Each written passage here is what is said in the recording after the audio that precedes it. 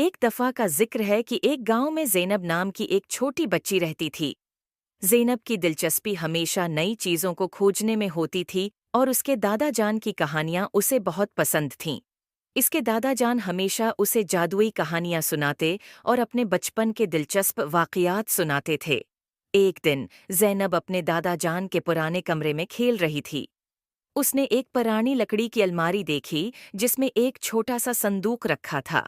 زینب کی تجسس کی وجہ سے اس نے صندوق کا ڈھکنا کھولا اور اندر ایک خوبصورت چمکتی ہوئی انگوٹھی دیکھی۔ یہ انگوٹھی کسی عام انگوٹھی سے مختلف تھی، اس پر خوبصورت ڈائمنڈ لگا ہوا تھا۔ زینب نے انگوٹھی کو اٹھا کر اپنے دادا جان کے پاس لے گئی اور ان سے پوچھا، دادا جان، یہ کیا ہے؟ دادا جان نے انگوٹھی دیکھ کر مسکرایا اور کہا، یہ جادوئی انگوٹھی ہے۔ یہ انگوٹھی ہمارے خاندان کی حفاظت کے لیے ہے۔ جب کوئی صحیح نیت سے اسے پہنتا ہے تو یہ ایک جادوئی مخلوق میں تبدیل ہو جاتا ہے جو پہننے والے کی حفاظت کرتا ہے۔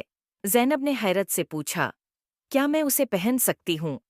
دادا جان نے نرمی سے کہا، ہاں، لیکن یاد رکھو، یہ انگوٹھی صرف صحیح نیت اور دل کی پاکیزگی کے ساتھ ہی اپنا جادو دکھاتی ہے۔ زینب نے انگوٹھی پہنی اور اچانک ایک نرم روشنی کے ساتھ انگوٹھی ایک چھوٹی پیارے مونسٹر میں تبدیل ہو گئی۔ یہ جن سبز رنگ کا تھا اور اس کی آنکھیں چمک رہی تھیں۔ وہ دوستانہ انداز میں زینب کی طرف دیکھنے لگا۔ جن اور زینب بہترین دوست بن گئے۔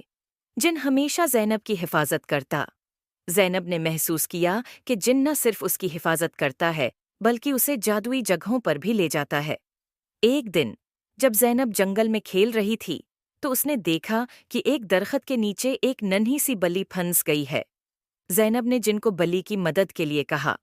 جن نے اپنی جادوئی طاقتوں کا استعمال کیا اور بلی کو بچا لیا۔ زینب نے دیکھا کہ جن صرف ایک مونسٹر نہیں بلکہ ایک سچا دوست اور محافظ ہے۔